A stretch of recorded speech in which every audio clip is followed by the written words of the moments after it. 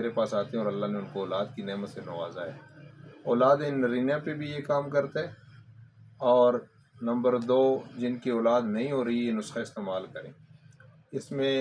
چند چیزیں جو اسپیشلی اس میں پڑتی ہیں، یہ وہ پاؤڈر ہے جو میرے مطب کا بہترین نسخہ ہے جراثیم پیدا کرنے کے لیے۔ اس میں جناب سب سے پہلے مسلی سفید، سالب پنجہ، سالب مصری، مستگی، جیا پوتا، مغز بنولا، ستاور اور کچھ ایسی چیزیں ہیں جڑی بوٹیاں، مکمل جو جڑی بوٹیوں سے تیار کردہ ہے، اور اس کا نام ہے صفوف جراثیمی، یعنی سپرم کو بڑھانے کے لیے بہترین نسخہ ہے، اور یہ میں اپنے مریضوں کو دیتا ہوں اور اللہ ان کو شفا دیتا ہے۔